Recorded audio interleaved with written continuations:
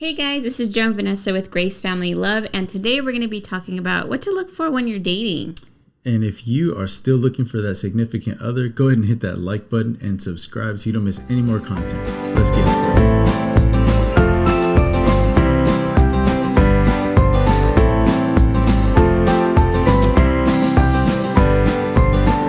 All right, welcome back to the Grace Family Love podcast. We are back with you for episode number 59. So sorry guys, I'm trying to collect myself. We were trying to record this and I'm just like, I don't know if it's late or it's too much sugar. I don't know what's going on. But today we're going to be talking about what to look for in your spouse, okay?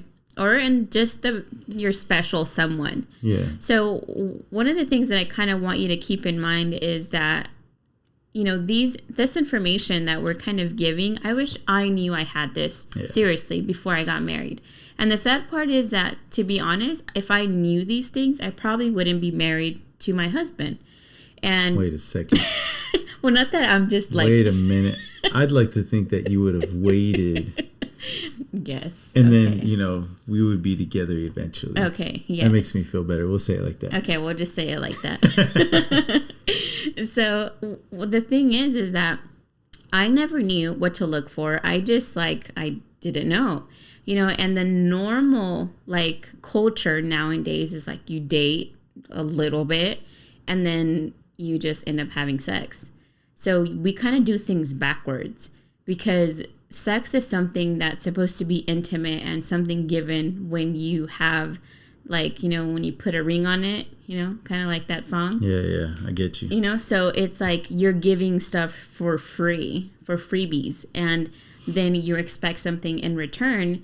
And you're just expecting this, you know, like high standard Prince Charming when you missed all the signals. So today we're going to talk about that. So when you meet somebody, I want you to keep in mind is, where did you meet him? Okay. This is where it went all bad in the for the recording, so I won't go there. But okay, where did you meet him? Did you meet him at a grocery store? Was he buying food to cook lunch or dinner? Or that means he's a good cook, you know? So things like that, you know. Is that real? I don't know. If that's you, put that in the comment section. That sounds like a movie you just saw. That's what I'm saying. Like, I'm all about movies. That's why it's so bad. Okay, so the next thing would be is like, okay, you meet the person. And it's your first date, okay?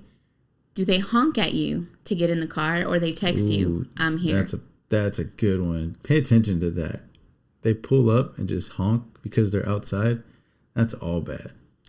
Tell me, why do you think it's all bad? So why should they know it's all bad? So I'm only thinking of that now that I'm a father and I have a daughter. Like, I'll be damned if somebody's gonna do that to my daughter, because that's disrespectful.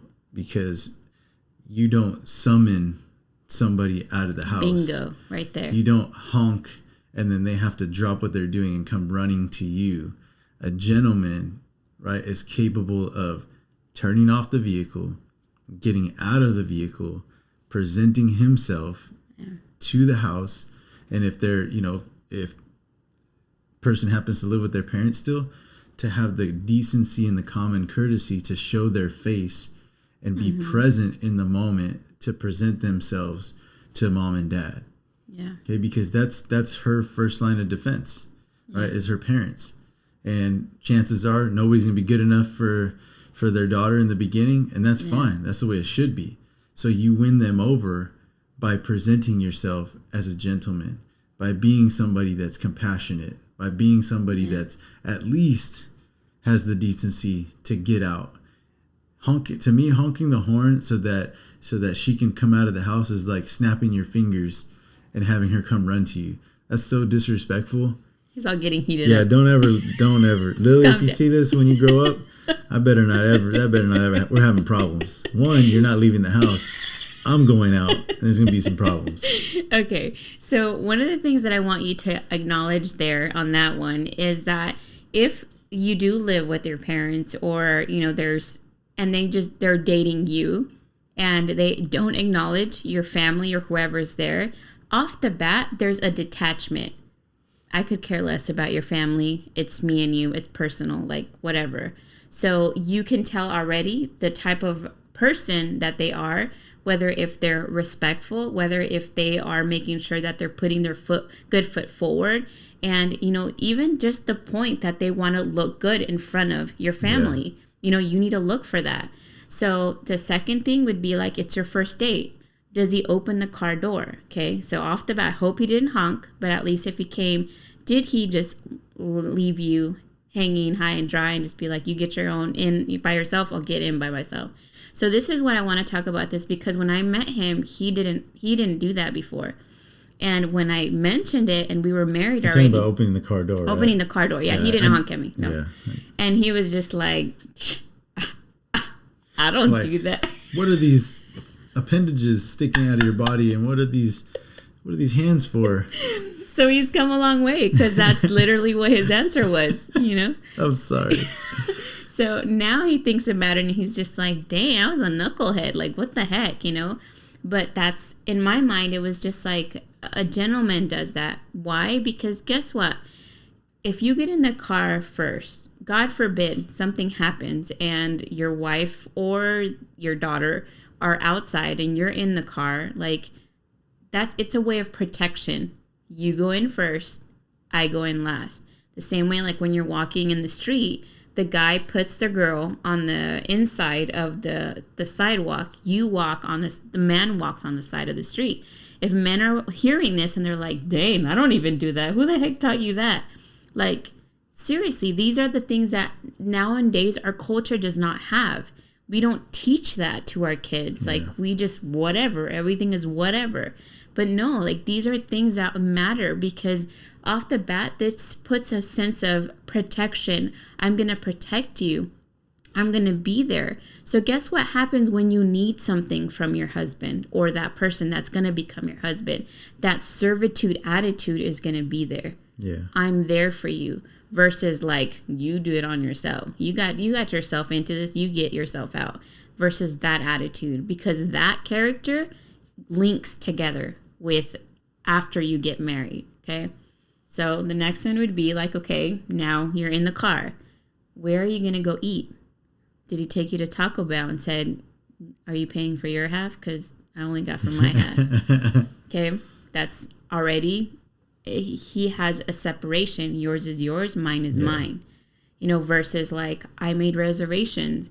I'm going to take you to this nice place. Like, and if you're young, obviously do what's in your budget, right? And it doesn't matter. It doesn't always matter where you go, but that principle, the principle of paying the tab. We live in a time now where it's like, I get it.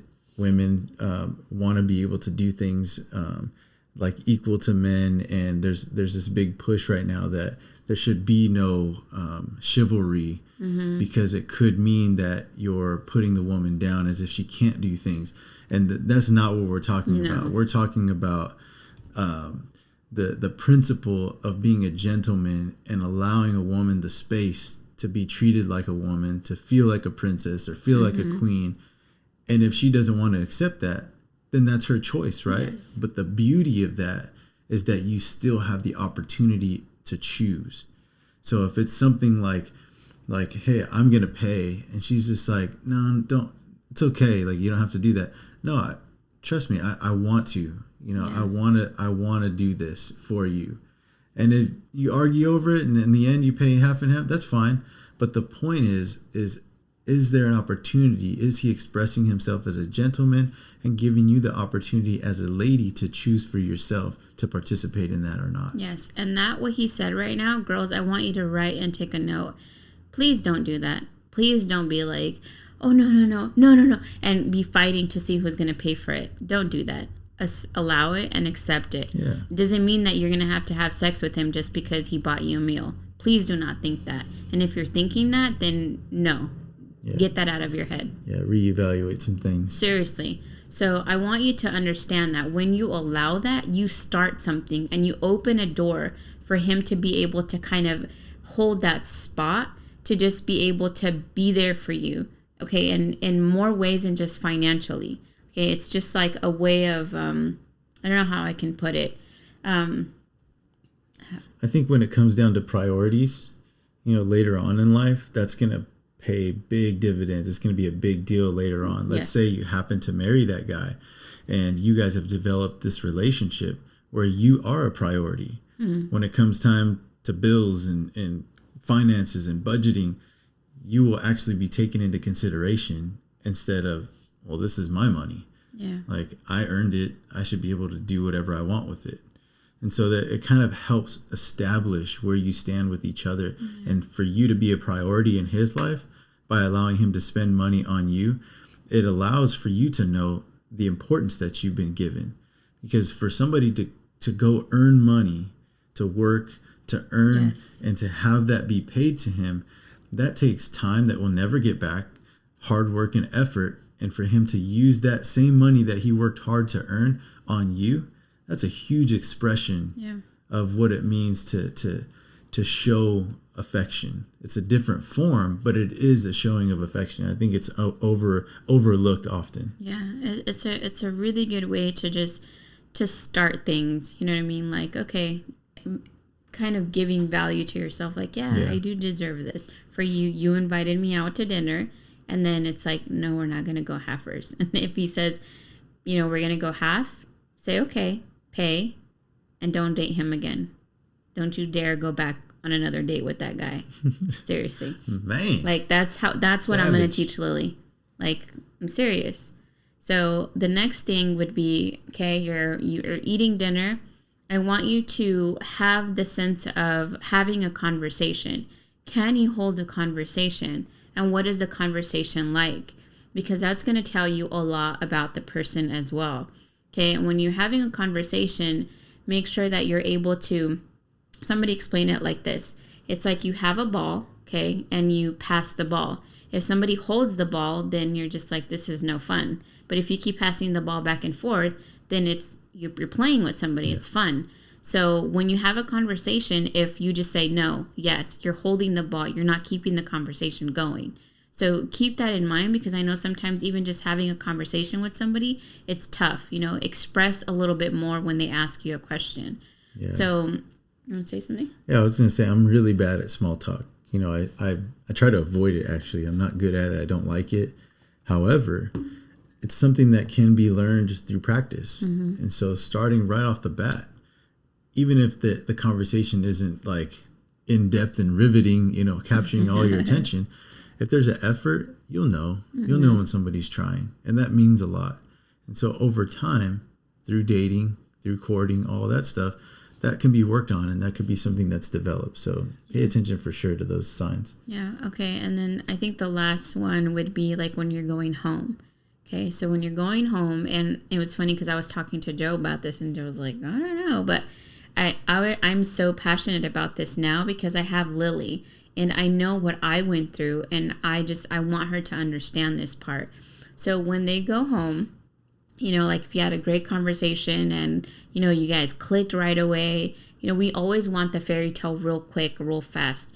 And we get blindsided real quick when we allow our emotions to kind of get the best of us.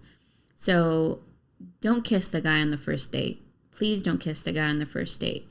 And I was telling Joe, if the guy comes and even if you are the one that's like kind of leaning in, like, okay, I want to kiss, guys, please don't kiss her. Please don't. And Joe's like, well, if the guy's if the girl's asking, why not?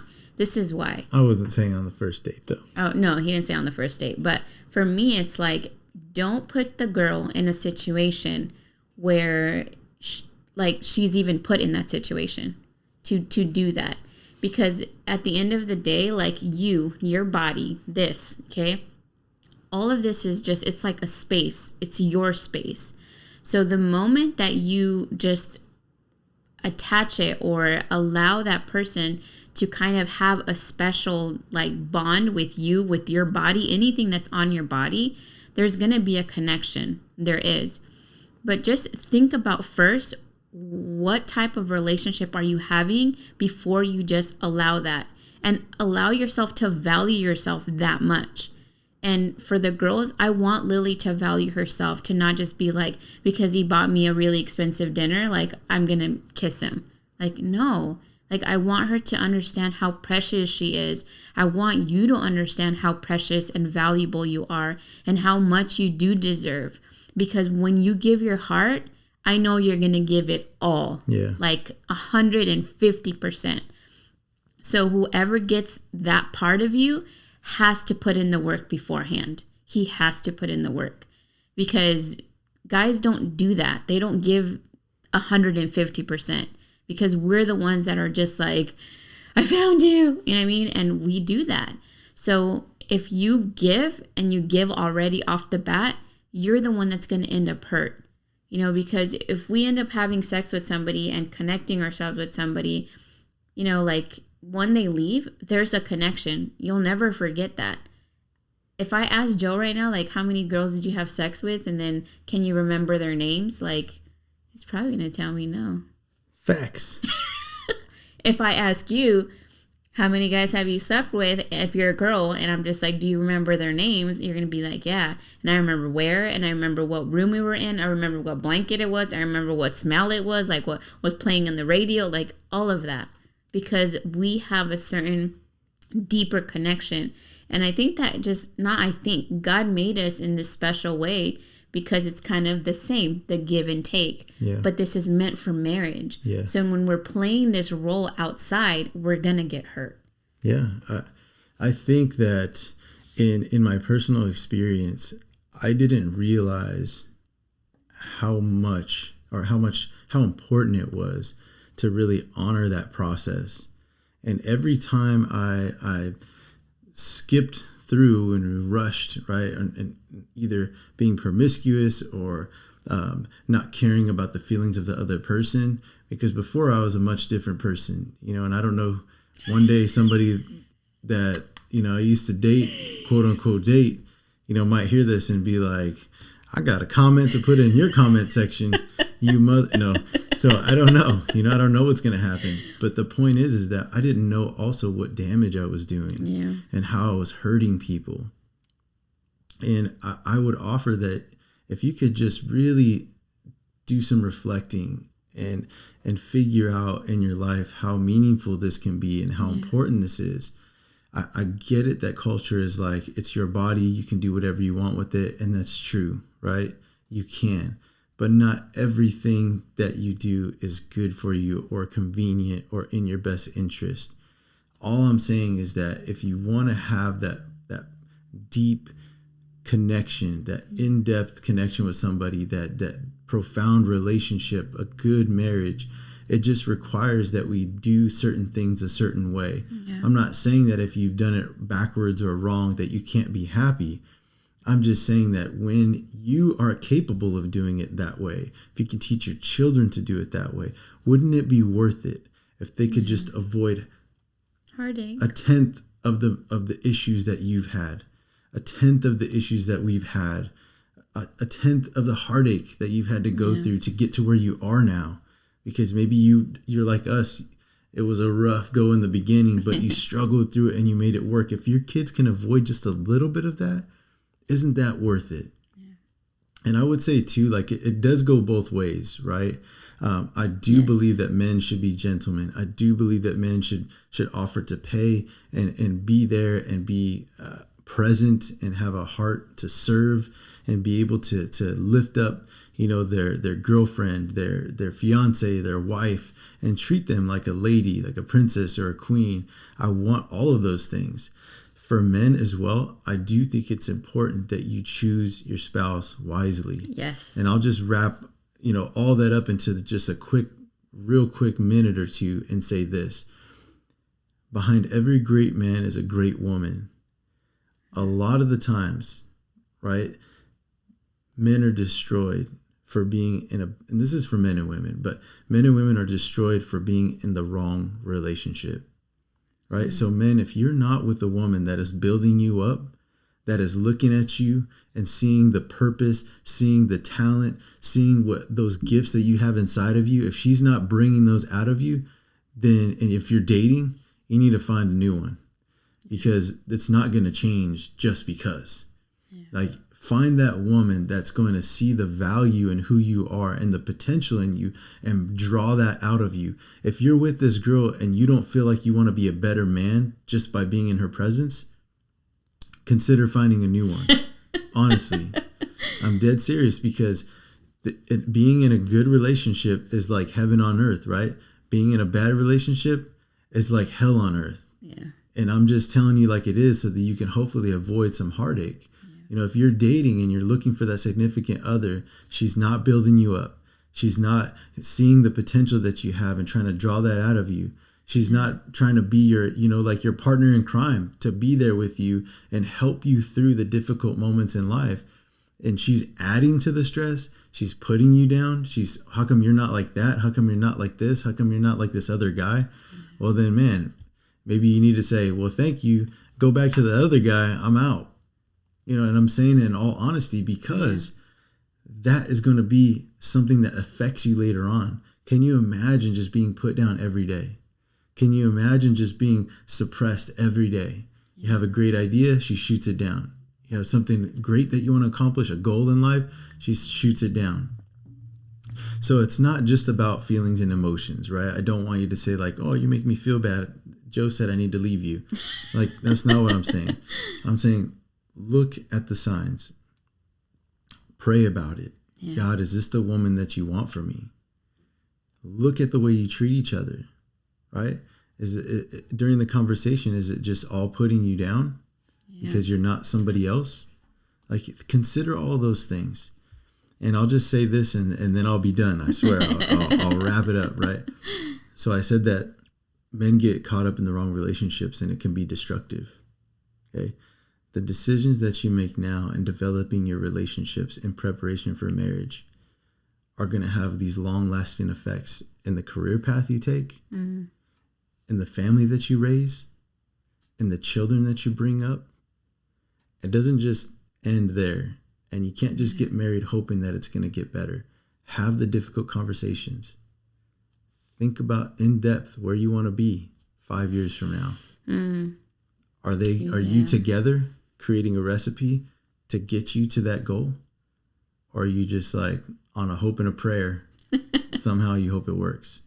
You know, it makes a difference. Yeah, and you know what I don't understand nowadays is that if you're not with a person, like you're not married with a person, and like you have the option to go and find what you really need. Like, I'm talking about non-married people, guys, okay? Like, why are you still there? I just don't understand. You have the ability. Yeah. You know, I was especially if there are no kids involved. Yeah, you know, I was telling my son, like, you know, and he's just like, why can't just people then make those right choices? And I go, because it's just that choice. They choose not to. Yeah. So just know you have the choice. When I met Joe in the beginning, it was weird because I didn't know he cussed. I didn't know he smoked. I didn't know he was an alcoholic. I didn't know any of that. To me, he just looked like a really good guy because that's what he was portraying. How do you say the word? Yeah, portraying. In front of me. And it's not that he was being like, well, not fake, but, you know, he was just being a person that he thought, okay, this is what she's going to want, you know, and to me, that was a sign of like, okay, he's already changing for me. Like, because people would say like, well, that's not how he is. But in my mind, that's like, well, if this is what he's showing me, then he's capable of this and more, you know, because I saw that in him. You know, like if you saw him before, probably you wouldn't pay $1.50 for him. Man, you know? Discount. He's on sale. He's on the rack back there with those little orange stickers. Yeah, clearance with the 50% off. Dang. Oh, I'm sorry, baby. No, that's but okay. It's true. Oh, well, I'll leave you with this bonus tip too if you're married. God is not gonna, God is not gonna give you someone else's husband or wife. Ouch. That's all. Ouch. Anyways, guys, it's true. So what are you going to do? You're going to think before you date anybody. You're going to have your list. And please don't show this list to that person you're going to go see and date and be like, nope, nope, nope. Be nice about it. This is just for you to have in the front of your mind and to just think and just be like, okay. Talking about the list from the last episode? No, just what we're talking about right now. About just saying, is he honking? Is he paying? Oh, got you. Is he not all Those over you? notes. You know what I mean? Just mental notes. Have that in mind.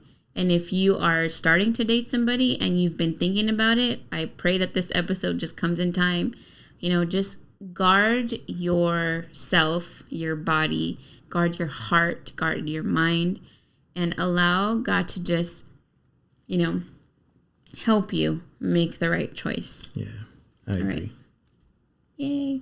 Go ahead. You can pray.